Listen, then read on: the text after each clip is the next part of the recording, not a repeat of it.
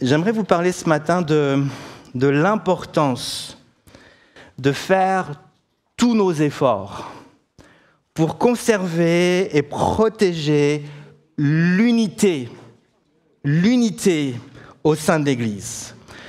J'avais pas du tout prévu de prêcher là-dessus. Je m'étais dit, dans mon plan, je vais continuer ma série de messages sur le Notre Père.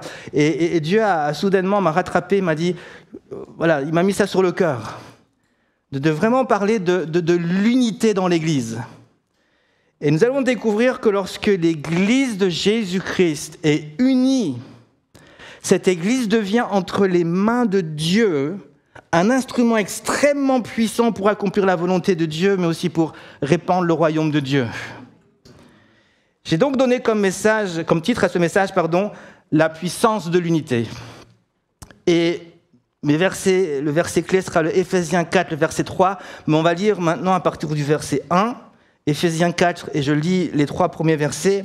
« Je vous exhorte donc, moi, le prisonnier dans le Seigneur, à marcher d'une manière digne de la vocation qui vous a été adressée, en toute humilité et douceur, avec patience, vous supportant les uns les autres avec amour, vous efforçant de conserver l'unité de l'esprit par le lien de la paix. » Amen. L'apôtre Paul, ici, nous enseigne des choses capitales que toute Église, à mon avis, devrait comprendre et saisir. Et une pensée que je voudrais retirer de ces versets, une pensée que j'aimerais mettre devant vous, et qui est pour moi une pensée simple, une pensée extrêmement importante. Et cette pensée est celle-ci: vivre et entretenir l'unité, ce n'est pas quelque chose d'automatique. Avoir des relations saines, ce n'est pas quelque chose d'automatique. Ce n'est pas parce que tu vas à l'église, que tu as rejoint un groupe, tu t'es intégré dans ce groupe, que ça va forcément et automatiquement bien se passer. Au début, ça va peut-être bien se passer. Mais après un certain temps, ça va peut-être moins bien se passer. Il y a des gens qui ont l'expérience de cela. Combien de couples, quand on parle d'unité, on parle de relation, combien de couples se marient et sont au début le couple le plus heureux du monde. Mais ensuite, 5 ans passent et voilà le divorce. Un autre exemple, un bébé né, c'est le plus beau de tous les bébés, même si je ne trouve pas toujours les bébés toujours très beaux, mais pour la maman et le papa, c'est le plus beau. Mais 20 ans plus tard, ce bébé devenu grand quitte la famille. Combien de familles vivent cela? Coupe les liens. Ce bébé si beau, le bébé grandit, coupe les liens. Combien de jeunes se sont promis d'être pour toujours les meilleurs amis du monde? Et pourtant, 10 ans plus tard, ils sont devenus les pires ennemis. Combien de chrétiens rejoignent une église et disent « c'est la plus extraordinaire de toutes les églises ». Le pasteur, il est incroyable, un peu belge, mais il est incroyable. On vit des belles choses ici. Puis 2 ans, 3 ans, 4 ans, on se rend compte, c'est pas si extraordinaire que ça. Et finalement, ouais, il est belge. Il n'est pas si parfait que ça, finalement. Et puis, combien, je sais. Et puis, soudainement, on commence à regarder les détails. Avant, on ne voyait que le pasteur, que les choses qui nous plaisaient. Et puis, on commence à regarder autour de nous. On se rend compte, c'est pas si extraordinaire, cette église. Regardez les murs, la salle, les gens. Et puis, on commence à voir les défauts. Est-ce qu'il ne joue pas, est-ce qu'il ne va pas? Et puis, on commence à comparer avec d'autres églises. Et puis, c'est comme ça que petit à petit, on commence à parler, à comparer. Et là, comment le lien commence déjà à s'affaiblir. Et puis, soit on part, on se décourage, et l'unité n'arrive pas à être présente. Pourquoi les relations ne se passent pas toujours comme on l'aurait voulu? Il y a certainement plusieurs raisons, mais la Bible nous donne en tout cas un élément de réponse ici.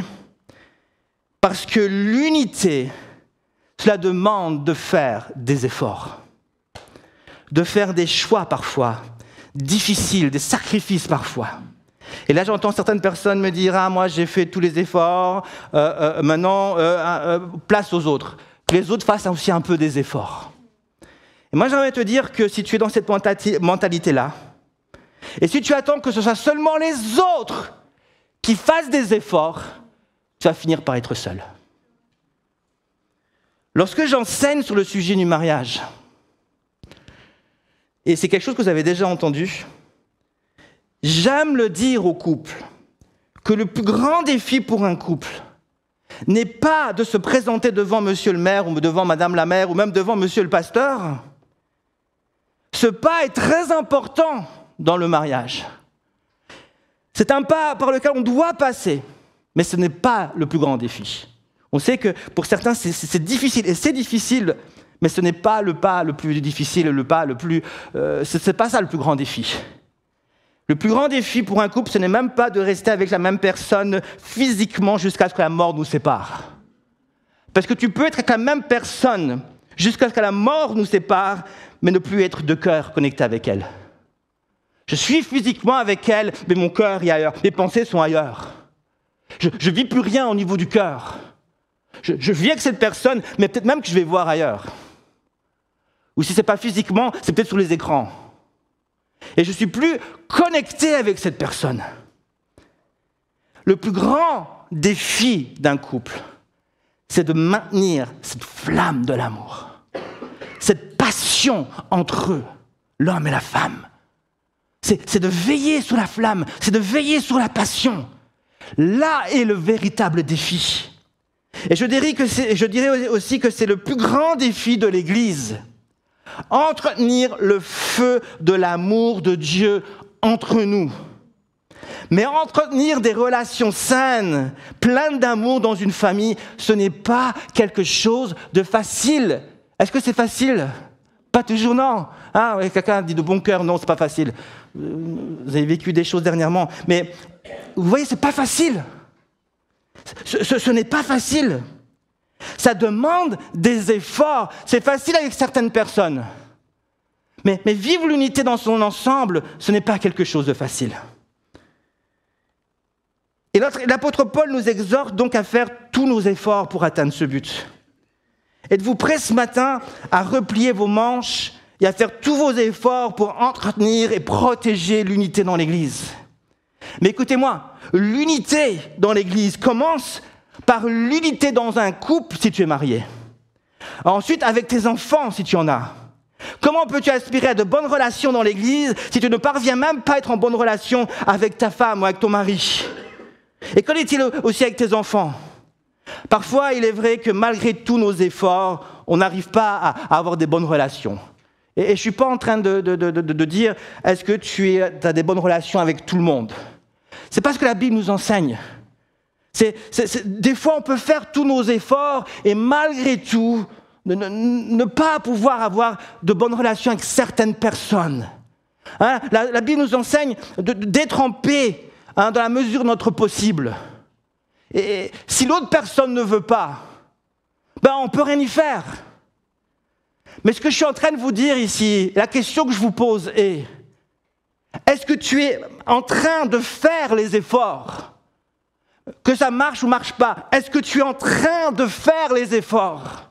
Est-ce que tu es dans cette mentalité ou est-ce que tu te dis, moi je ne fais rien, j'attends que lui fasse quelque chose pour moi? Je vous pose la question.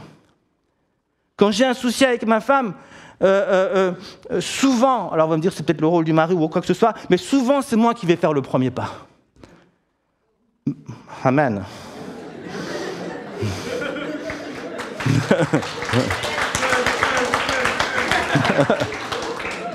Que ma femme m'en soit témoin.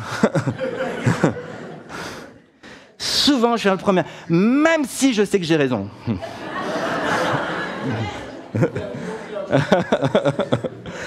Je vais souvent faire le premier pas, si pas tout le temps, hein, on va dire tout le temps.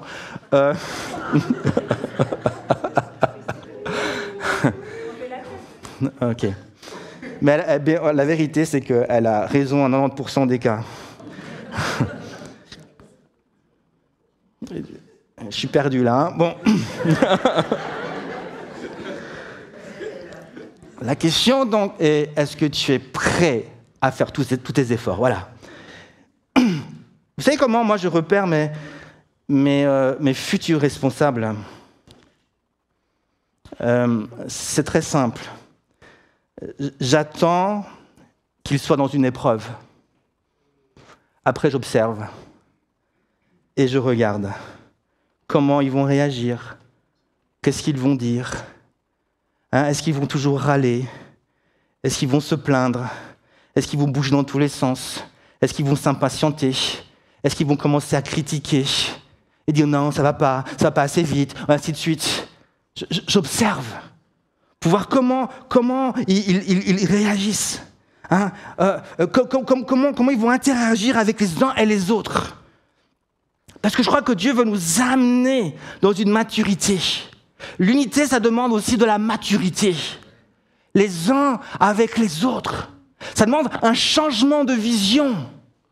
Oui, je vais faire tous mes efforts. Je suis jeune, d'être avec les jeunes, mais je vais aussi faire tous mes efforts d'être avec les aînés. Et je ne vais pas croire que parce que je suis jeune, je sais tout et que les aînés ne savent rien. Et les aînés ne vont pas non plus dire que les jeunes sont petits et ne savent rien, on va leur laisser le temps. Mais on va apprendre à s'aimer les uns les autres. Et juste à faire tous nos efforts aussi entre générations pour nous connecter les uns avec les autres. Et ça, c'est un combat qui est dans mon cœur depuis plusieurs années. Alors que j'ai été pasteur jeunesse pendant de longues années, aujourd'hui le Seigneur me met à cœur de vraiment aussi me battre pour une église qui est intergénérationnelle et qui se mélange aussi et que le jeune aime être avec le plus vieux et que le plus vieux aime être avec le plus jeune. L'église de la Riponne a connu beaucoup d'épreuves avant même que j'arrive en tant que pasteur. Et beaucoup sont partis. Et beaucoup auraient pu partir. Mais vous, les aînés de cette église, vous êtes restés et vous avez choisi de prier. Vous avez choisi malgré tout, malgré peut-être les bonnes raisons que vous aviez de partir, vous avez choisi de rester et d'aimer l'église. Et j'aimerais vous dire que vous êtes, vous les aînés, les piliers de cette église. Et moi, j'aimerais vraiment vous applaudir de tout mon cœur. De tout mon cœur, je voudrais applaudir Annette, je voudrais applaudir Roger, je voudrais applaudir Ginette, je voudrais applaudir Harry, je voudrais applaudir tous les aînés qui sont là. Parce que c'est grâce à vous qu'aujourd'hui, nous, on peut vivre ce qu'on vit aujourd'hui. Vous avez, par vos choix, vos décisions de rester unis, vous avez permis à ce qu'on puisse maintenant vivre cette unité ensemble et progresser ensemble. L'unité. Voilà ce que Dieu veut qu'on puisse vivre ensemble. Faisons un pas de plus. Qu'est-ce que l'unité? Qu'est-ce que l'unité selon Dieu? L'unité au sein de l'Église est un lien qui est créé par le Saint-Esprit. C'est un lien qui est créé par le Saint-Esprit, l'unité de l'Église. C'est une œuvre surnaturelle de Dieu. C'est un lien extrêmement puissant pour nous garder les uns avec les autres, dans l'accomplissement et la poursuite d'un seul et même but. L'unité du Saint-Esprit est indispensable pour la croissance de l'Église, tant en qualité qu'en nombre. L'unité crée un contexte favorable à la présence de Dieu. Dieu sera toujours là où il y a l'unité, là où il y a un peuple uni. L'unité est une invitation à la présence de Dieu, une invitation au Saint-Esprit d'agir. Dans Actes chapitre 1, verset 14, il nous est dit « Tous d'un commun accord persévérer dans la prière, avec les femmes et Marie, mère de Jésus, et avec les frères de Jésus. » Donc, ils étaient 120, on a prêché à Pentecôte dernièrement, ils étaient 120 dans cette pièce, ils étaient tous unis. Et leur unité, ce qu'ils étaient en train de vivre d'un seul cœur, était une invitation au Saint-Esprit de venir au milieu d'eux pour agir. Parce que l'unité est une invitation au Saint-Esprit de se manifester. Et le Saint-Esprit est descendu, il a agi. Et la Bible, écoutez bien, dit, ils ont été tous remplis du Saint-Esprit. Combien étaient-ils dans cette pièce? 120. Combien sont remplis? Est-ce que 5 sont remplis? Est-ce que 12 sont remplis? Est-ce que 20 sont remplis? Est-ce que 119 sont remplis? Non, 120 sont remplis. 120 flammes de feu sur leur tête. Pas 12, pas 20, pas 119. Jésus n'a oublié personne. Et quand nous sommes dans l'unité, Dieu n'oublie personne. Parce que lorsqu'il regarde un corps uni, il voit un seul corps. Il ne voit pas juste 120 personnes, il voit un seul corps. Et il envoie sa bénédiction sur ces 120 qui sont unis. Et tous sont bénis. Et j'aimerais vous dire que alors que vous vivez l'unité, alors que vous recherchez cette unité, alors que vous faites tous vos efforts pour être connectés, la bénédiction de Dieu va venir sur ta vie.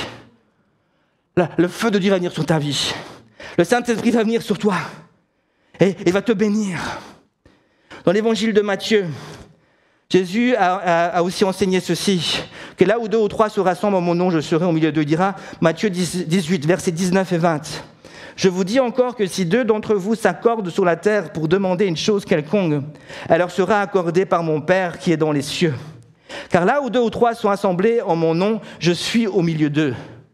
Dans Jean 17, Jésus va prier cette prière au Père. Il va prier afin que les disciples soient unis à lui et que tous ceux qui allaient croire par les disciples soient aussi unis et qu'il y ait cette unité. Il dira à Jean 17, versets 20 et 21, « Ce n'est pas pour eux seulement que je prie, mais encore pour ceux qui croiront en moi par leur parole, afin que tous soient un.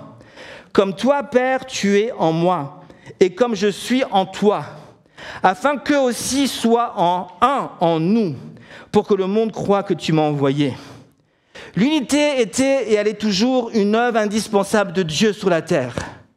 Elle attire, mais aussi dévoile, révèle la présence de Dieu au monde.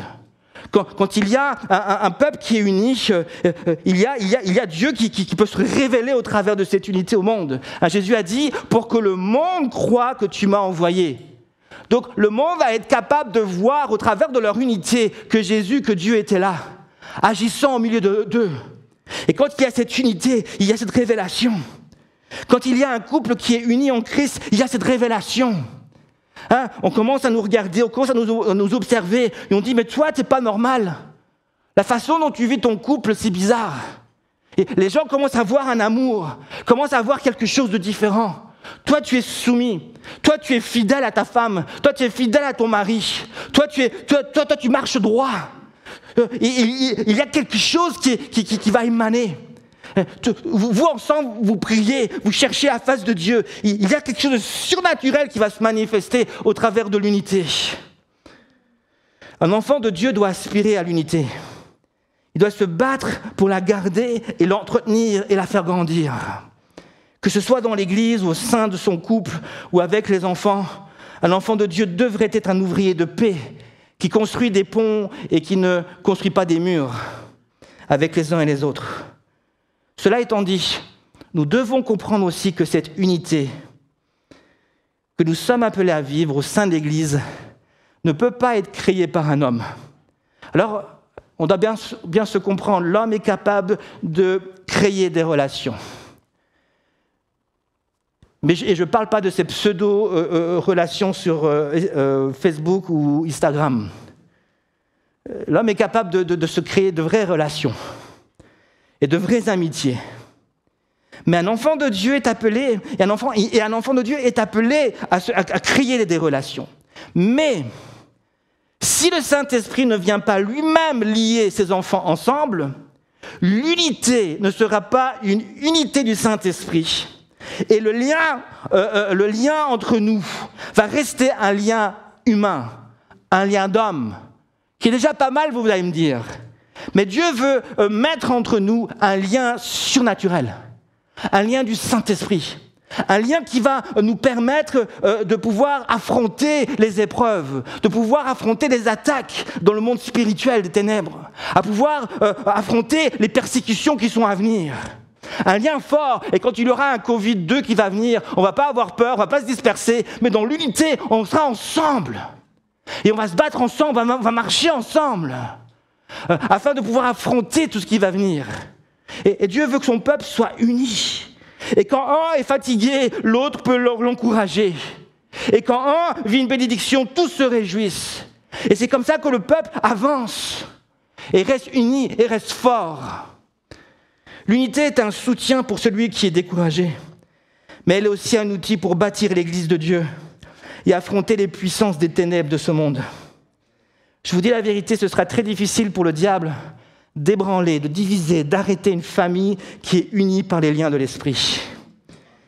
L'unité est une arme puissante aussi parce qu'elle est capable de créer la vie. Dans le jardin d'Éden, Dieu avait donné l'ordre à Adam et Ève de se multiplier sur la terre. Comment Adam et Ève allaient être capables de se multiplier sur la terre? Il n'y avait qu'un seul moyen. Adam et Ève n'allaient pas devoir prier chacun de leur côté et dire « Dieu multiplie maintenant la terre ». Non, le seul moyen, et vous le savez, c'est que Adam et Ève viennent ensemble et puissent unir leur corps, et qu'il y ait ce lien, je vais le dire, ce lien sexuel. Et alors qu'ils sont unis, alors qu'il y a cette communion de corps et d'esprit, Dieu donne à Adam et Ève le pouvoir de créer la vie. C'est dans l'unité que la vie vient. Mais écoutez-moi bien, quand deux corps s'unissent, ce n'est pas juste deux corps qui s'unissent, ce sont aussi les esprits qui s'unissent. Et lorsque deux corps s'unissent, un homme et une femme se marient et s'unissent en Christ, ils unissent leur corps, mais ils unissent aussi leur esprit. Et il y a une bénédiction qui s'opère alors que nos esprits se rencontrent. Il y a l'Esprit de Dieu qui amène une bénédiction. Je crois qu'il y a une dimension spirituelle qu'un couple marié est capable de vivre. Même là, dans ces relations, j'aimerais vous dire que ce n'est pas quelque chose de sale. En Dieu, c'est quelque chose de beau. Et c'est pour ça qu'apôtre Paul dit « Ne vous privez pas l'un l'autre ». Waouh, c'est bien chaud là.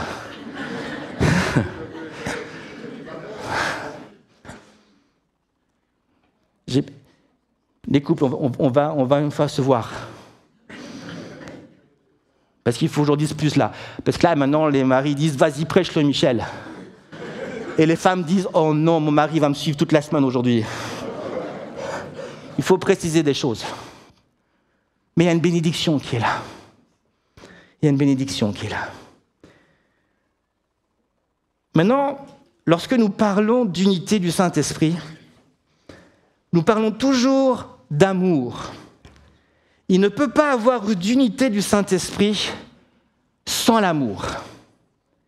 Nous allons donc réfléchir ensemble maintenant à mon deuxième et dernier point, à l'importance... Regardez comme elle m'aime. Je me rattrape de tout à l'heure. On va donc réfléchir ensemble à l'amour. Il ne peut pas avoir d'unité sans s'aimer. Si tu veux être uni à l'autre, tu dois aimer. Si tu veux être en relation avec ton frère et ton sœur, tu dois apprendre à l'aimer. Si tu veux être en relation avec tes enfants, tu dois apprendre à les aimer. Si tu veux aimer ta femme, tu veux aimer ton mari, vous devez apprendre à vous aimer. C'est la base. S'aimer. L'amour est la source, mais aussi le ciment de l'unité. Et là où il y a l'amour, souvent, on doit pouvoir mettre notre orgueil de côté. Et être prêt à prendre sur soi. Et prêt à s'humilier. Jésus avait toutes les raisons du monde de ne pas venir. Mais il s'est humilié. Il a accepté de souffrir jusqu'à la croix, injustement. Et parfois, on doit accepter de pouvoir vivre certaines même injustices au nom de l'amour. L'amour est la source. Je voudrais juste vous montrer quelque chose pour terminer. Jésus nous enseigne dans sa parole que si nous voulons être efficaces en tant qu'Église et accomplir sur la terre ce pourquoi nous avons été créés, il y a en tout cas 2 choses auxquelles nous devons nous consacrer. Si nous négligeons ces 2 choses, nous passons à côté du véritable sens de notre vie sur terre. Nous passons à côté du but pour lequel nous avons été créés. Ces 2 choses constituent la vision globale de l'Église. Alors voici ces 2 choses pour lesquelles tu as été créé et pour lesquelles l'Église a été créée. La première chose, il n'y a pas forcément d'ordre dans les deux choses, mais la première chose que je cite, c'est d'aller et de faire de toutes les nations des disciples, les baptiser au nom du Père, du Fils, du Saint-Esprit et de les enseigner. Il s'agit de l'ordre de mission. Mais la deuxième chose, c'est le grand commandement, qui est d'aimer Dieu et son prochain comme soi-même. Ce sont les deux choses auxquelles Dieu nous appelle. Et ces deux choses, on peut les résumer de manière très simple. Premièrement, aller dans les nations, ça veut dire quoi? Aime le monde. Deuxièmement, aime Dieu comme et ton prochain, ça veut dire aime l'Église. Et tu es appelé à cela en tant qu'enfant de Dieu. Aime le monde et aime l'Église. Apprends à aimer le monde, apprends à manifester l'amour de Dieu au monde, mais aussi apprends à aimer l'Église. Lorsque Jésus a appelé Pierre à le suivre, la Bible nous dit que Pierre et son frère André étaient en train de jeter un filet dans la mer. Je lis avec vous Marc 1, verset 16. Je vous donne ici une image prophétique de l'image que Jésus avait de l'Église. Comme il passait le long de la mer de Galilée, il vit Simon et André, frères de Simon, qui jetaient un filet dans la mer, car ils étaient pêcheurs. Jésus leur dit « Suivez-moi et je vous ferai pêcheurs d'hommes ». Simon et André donc étaient en train de jeter un filet dans la mer au moment où Jésus les appelle. Retenez cela, c'est important. Jésus va ensuite aller un peu plus loin, et là il va rencontrer maintenant Jean et son frère Jacques, et il va aussi les appeler. Mais la Bible dit que quand il les appelle, Jean n'est pas en train de jeter un filet, mais il est en train de les réparer. Verset 19. Étant allé un peu plus loin, il vit Jacques, fils de Zébédée, et Jean, son frère, qui eux aussi étaient dans une barque et réparaient les filets. Pierre était donc en train de jeter le filet. Jean était en train de réparer le filet quand Jésus l'appelle. Mes amis, ce n'est pas un hasard. Dieu nous donne ici une image prophétique de comment l'Église est appelée à fonctionner.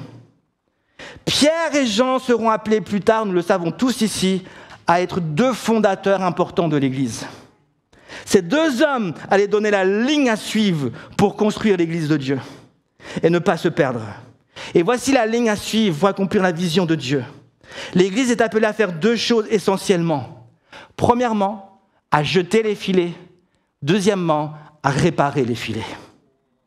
C'est une manière imagée de dire, tout simplement, aime le monde et aime l'Église. N'aime pas seulement le monde, aime aussi l'Église. N'aime pas seulement l'Église, aime aussi le monde. Le filet n'est pas une image de la parole de Dieu seulement. Le filet est ici une image de l'Église. Une Église qui est appelée à aimer en obéissance à la parole de Dieu. Et cela va impliquer bien sûr la prédication, mais bien d'autres choses. L'Église est comme un grand filet qui est appelé à aller à gauche et à droite et partout où Dieu nous conduira pour amener des âmes à lui. Mais de même qu'un filet est fait de cordes, tous assemblés et attachés ensemble, l'Église est appelée à être un corps uni qui marche ensemble dans un même amour. Et j'aimerais aussi attirer votre attention qu'un filet ne peut pas aller de lui-même, ne peut pas être jeté de lui-même dans l'eau. Il doit être jeté par quelqu'un. Et c'est Pierre ici qui jette le filet. Pourquoi ? Car le ministère de Pierre allait être essentiellement de lever, de former et envoyer des disciples dans la grande moisson pour annoncer l'évangile. Et lui-même allait le faire. Pierre était comparable, oui, à un pêcheur d'hommes, mais aussi ici, je vous donne une autre image de Pierre qui est celui du sculpteur. Le sculpteur qui va dans le monde pour chercher des pierres dures. Et c'est aussi son appel, d'aller dans le monde. Tout autour de nous, il y a des gens ici qui ne connaissent pas Jésus et qui ont des pierres dures au cœur. Et Pierre était appelé à aller chercher ces pierres pour les ramener dans l'église et les polir et faire de ces pierres brutes une pierre belle, une pierre polie, une pierre précieuse. Mais ce serait impossible sans l'amour de Dieu. Pierre lui-même, Jésus a dit, tu es Pierre, un petit rocher. Et sur cette pierre, rocher de ma révélation, un petit caillou, tu es Pierre, un petit caillou. Et sur le rocher de ma révélation, je bâtirai mon église. Et Jésus, aujourd'hui encore, bâtit l'église avec des pierres qui étaient des pierres brutes, mais qu'il a polies par le Saint-Esprit. Ces pierres brutes qui sont devenues des pierres précieuses, il les a rajoutées à l'église. Mais Dieu a eu besoin d'un Pierre pour aller chercher ces pierres. Et dans son amour, Dieu agit et touche ces pierres et polit ces pierres et en fait quelque chose de beau. Il les ramène à l'église. Et c'est là que Jean intervient. Il est là pour mettre ces pierres les uns avec les autres. Parfois, il y a des pierres qui ont des petits bouts qui font mal. Hein. Et puis, on se fait mal.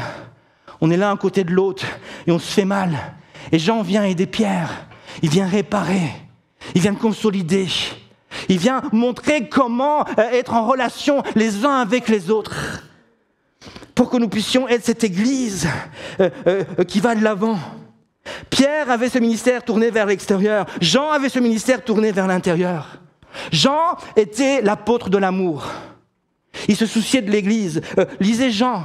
Jean, c'est lui qui dit, Jean 3,16, Dieu a tant aimé le monde. Mais Jean, c'est aussi celui qui n'arrête pas de citer « Aimez Dieu et votre prochain comme toi-même ». Jean, c'est celui, j'ai lu le verset tout à l'heure, que le monde saura que vous êtes mes disciples par l'amour que vous avez les uns pour les autres. Lisez 1 Jean, il parle de l'amour sans cesse. C'est l'apôtre de l'amour, Jean. Jean avait le souci de l'église. Il avait le souci de réparer, de consolider, que l'église soit ensemble, soit unie. Son souci sans cesse que l'église s'aime les uns les autres. De réparer, consolider. Alors que Pierre, lui, il est tourné vers l'extérieur. Il va, il marche, il prêche. Il va chez Corneille, il prie, le Saint-Esprit descend. Il est sans cesse en train de former, lever. C'est lui qui s'est levé à la Pentecôte, qui a prêché. 3000 personnes se sont converties. On a besoin des deux. On a besoin de ceux qui vont. On a besoin de ceux qui restent et qui accueillent. On a besoin de ceux qui se lèvent comme des sculpteurs et qui vont aller chercher des pierres brutes et en faire des pierres polies. On a besoin de ceux qui restent et qui vont rassembler ces pierres polies et bâtir l'église.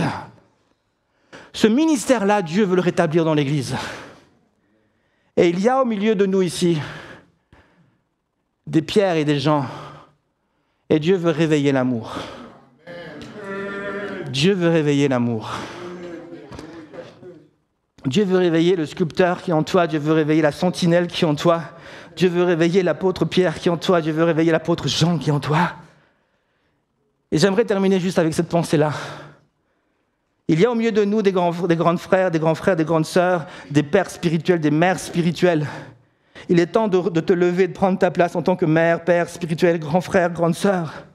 Mais il est temps aussi de te lever et de laisser Dieu t'envoyer dans le monde pour prêcher l'évangile.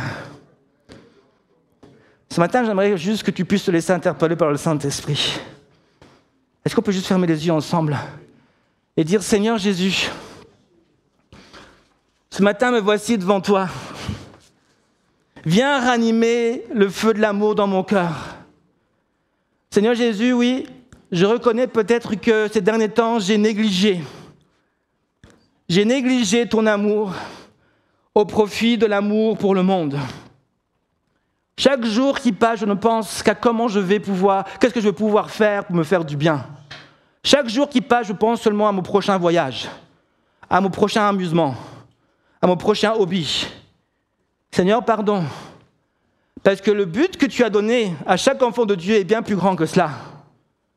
Tu nous appelles, Seigneur, à nous aimer les uns les autres, mais tu nous appelles aussi à communiquer l'amour autour de nous.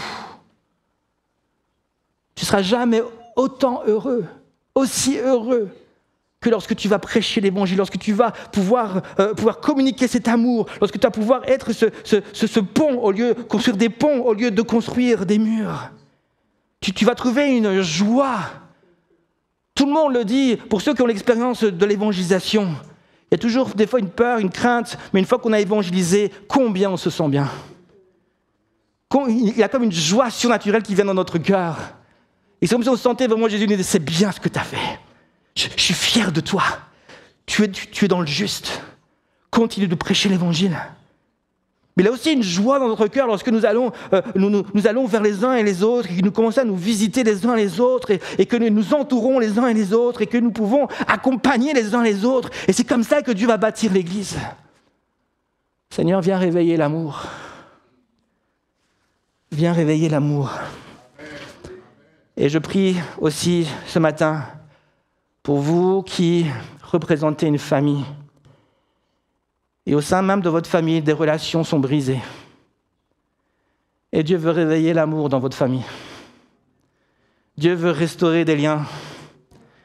Dieu veut amener le Père avec le Fils et le Fils vers le Père. Le Père vers la mère et le mère vers le Fils vers le Père et le Fils vers la mère et la mère vers le Fils. Et Dieu veut réparer. Dieu veut restaurer. Alléluia, Jésus, viens. Viens réveiller l'amour. Ce matin, c'est ma prière.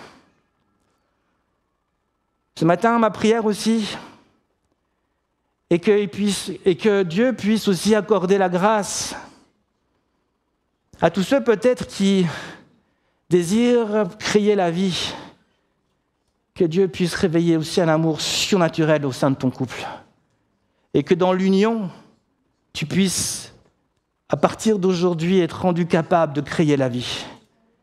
Seigneur Jésus, viens répandre ta grâce. Viens répandre les liens. Viens restaurer par ton amour surnaturel, Seigneur Jésus, tous les liens au sein des couples, Seigneur Jésus, au sein des familles, au sein de l'Église, Seigneur Jésus. Là où il y a l'unité du Saint-Esprit, il y a, Seigneur Jésus, une œuvre surnaturelle qui s'opère dans les vies, dans les cœurs.